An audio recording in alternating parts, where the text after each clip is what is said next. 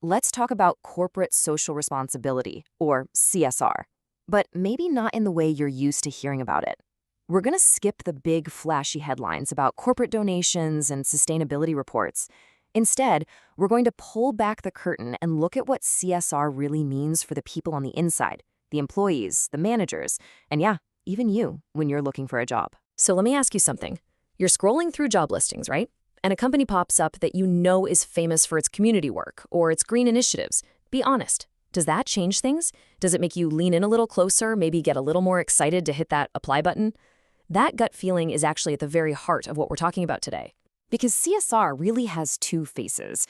There's the one we all see, the tip of the iceberg. That's the shiny stuff, the press releases, the impact on stock price, the public reputation. But where the real story is everything happening below the surface. It's the hidden force that's shaping your job hunt, cranking up your motivation at work, and even guiding the decisions your boss makes. That's where we're headed. So here's our game plan. First, we'll establish why there's way more to this than meets the eye. Then we'll see how CSR can act as a powerful talent magnet. After that, we'll dive deep into the impact inside a company.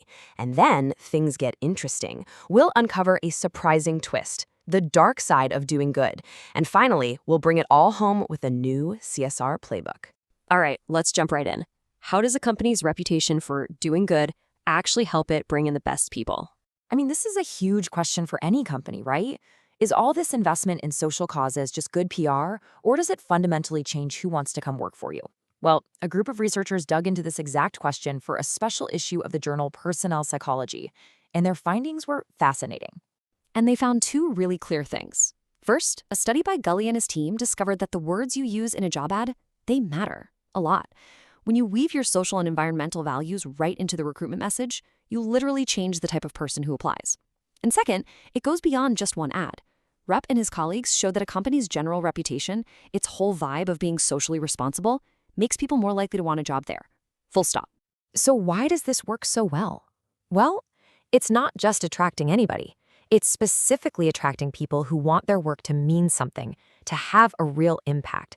It's like a signal flare that tells them, hey, your values, we share them. It's what academics call a strong person-organization fit. But, and this is a big but, there's a catch.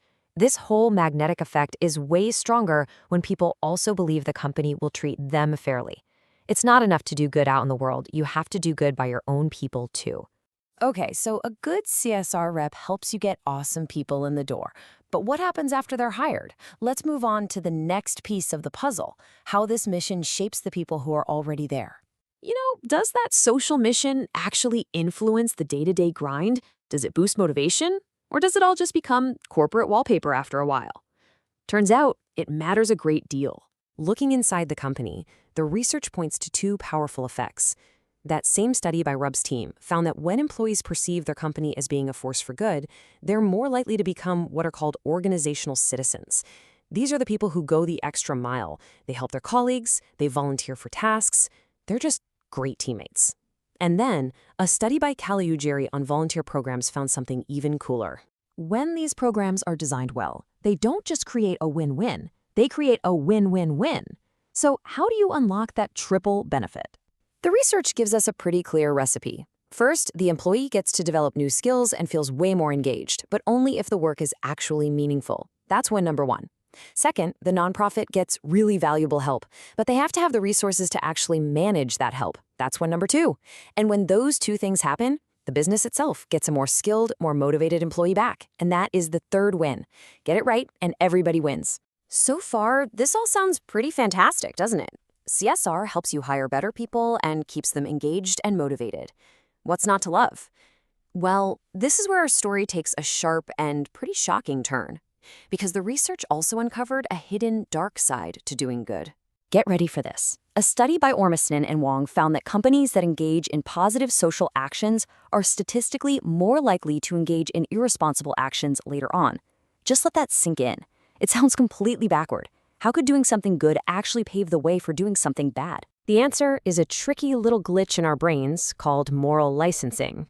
It's that little voice that says, I had a salad for lunch, so I've totally earned this giant piece of cake for dessert. We do something good, and we feel like we've banked some moral credits, which gives us a license to slack off or bend the rules later. It turns out this same logic can apply to an entire company. And here's how that slippery slope works. A leader, say a CEO, champions a really successful, very public CSR project. In their own mind and in the public eye, they've built up this bank of goodwill. This can create a subconscious feeling that, hey, they've earned the right to be a little less careful somewhere else, maybe with financial reporting or with their supply chain. It's not malicious, it's a cognitive bias we're all vulnerable to. And here is the most chilling part. The researchers found this effect is strongest for the leaders you'd least expect, the ones who are constantly and publicly talking about their own high moral standards. The very act of building a personal brand around being one of the good guys actually makes them more likely to fall into this trap.